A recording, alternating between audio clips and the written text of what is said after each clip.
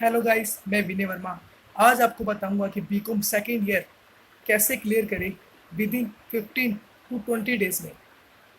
तो जैसा कि मैं आपको बताऊंगा, उसको आपको किसी नोटबुक में नोट करना है या अपने माइंड पे सेट करना है। तो मैं पहला सब्जेक्ट लेके चलता हूँ, बिजनेस स्टैट्स एंड मैथमेटिक्स। तो जैसा कि मैंने आपको बताया, बिजनेस स्टैट्स एंड मैथमेटिक्स एक ऐसा सब्जेक्ट है जो 75 मार्क्स का है। उसमें जो बिजनेस स्टैट्स है वो आपको 50 मार्क्स की, और जो मैथ्स है वो है 25 मार्क्स की। तो मैं आपको ज़्यादा समय ना लेते हुए जो ये टॉपिक है जल्दी क्लियर करते हैं।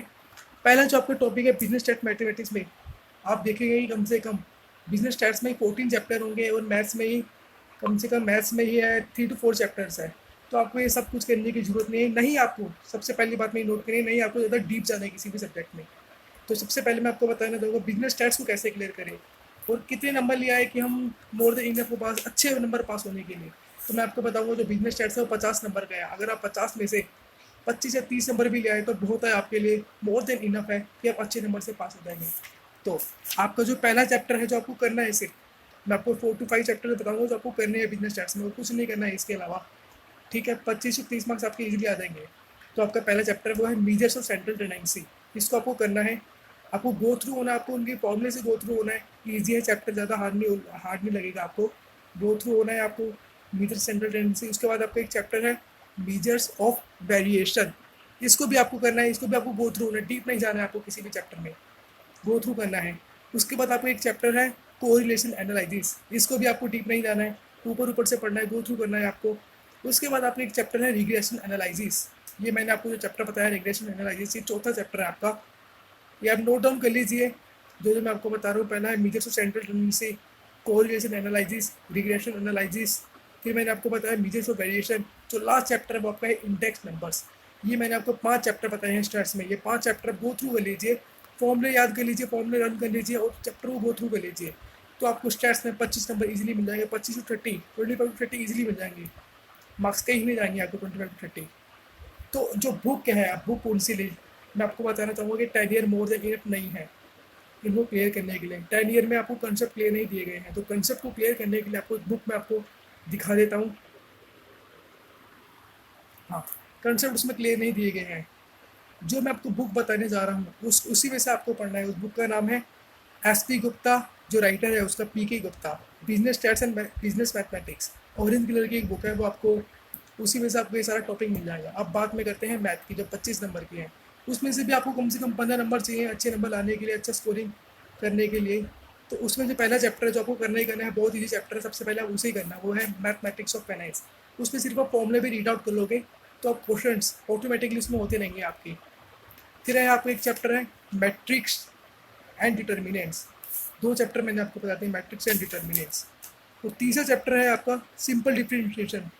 लेकिन जैसा कि हमने बताया कि as a class of 12th student, जिनके पास मैथ्स ही 12th के लिए, 12th में उनके लिए मैथ्स ईजी रहेगी। मैथमेटिक्स ऑफ फाइनेंस तो ईजी है, कोई भी कर लेगा। अगर 10th तक आपके पास मैथ थी तो भी आप ये चैप्टर कर लोगे, मैथमेटिक्स ऑफ फाइनेंस। बाकी मैंने आपको बताया मैट्रिसेस एंड डिटर्मिनेंट्स, ये कम से कम 5 से 6 मार्क्स का चैप्टर है। इसको भी आपको गो थ्रू करना है, डीपली नहीं जाना है। डीपली जाओगे तो टाइम आपका वेस्ट होगा। तो आपका जो विद इन टाइम है, पीरियड है 15 से 20 दिन, उसमें ये चैप्टर क्लियर नहीं हो पाएंगे। जो मैं आपको चैप्टर बता रहा हूँ उसको आपको सबको गो थ्रू करना है। मैथमेटिक्स ऑफ फाइनेंस, फिर है आपका application of matrix and determinants, application करना है आपको। फिर आपका तीसरा चैप्टर है एप्लीकेशन ऑफ डिफरेंशिएशन। फिर आपका चौथा चैप्टर है इंटीग्रेशन एंड इट्स एप्लीकेशंस।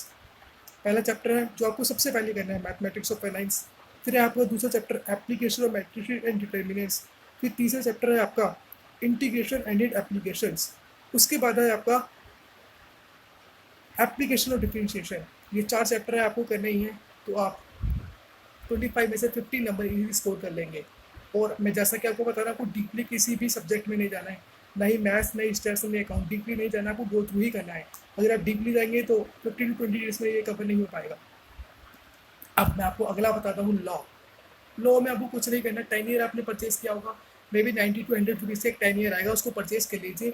और लास्ट के 5 साल के पेपर रीड आउट कर लीजिए।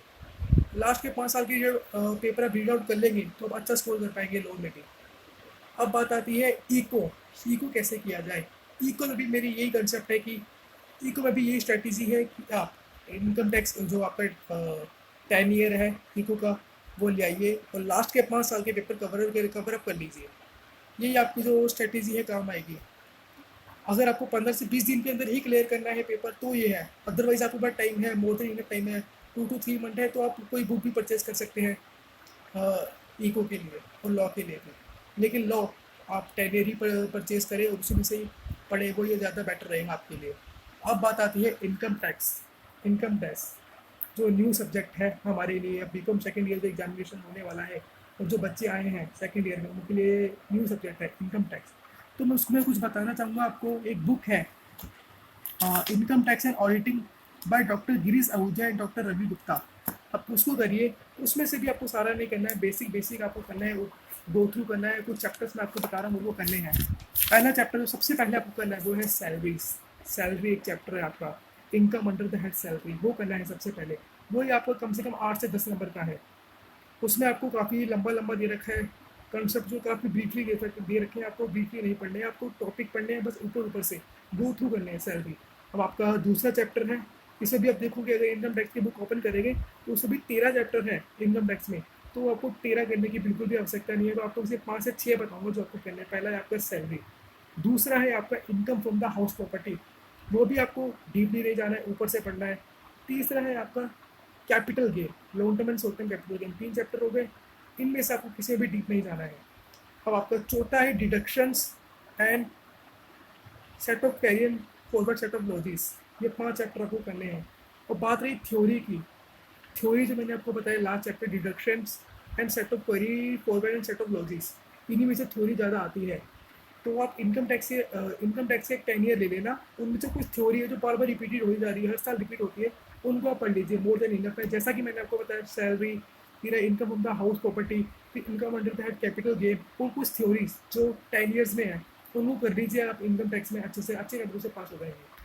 अब आपकी बात आती है ऑडिटिंग। ऑडिटिंग कैसे की जाए, ऑडिटिंग भी 10 ईयर परचेज करिए। सबसे ज़्यादा चैप्टर्स जो है, सबसे ज़्यादा जो क्वेश्चन है वो 10 ईयर में ही आपको दिखेंगे ऑडिटिंग के। तो ऑडिटिंग में जो रिपीटेड हो जा रहे हैं क्वेश्चन 5 साल या 6 साल के पेपर ले लीजिए 10 ईयर के, और देखिए कि रिपीट कौन कौन से हो रहे हैं। जो उनसे रिपीट हो रहे हैं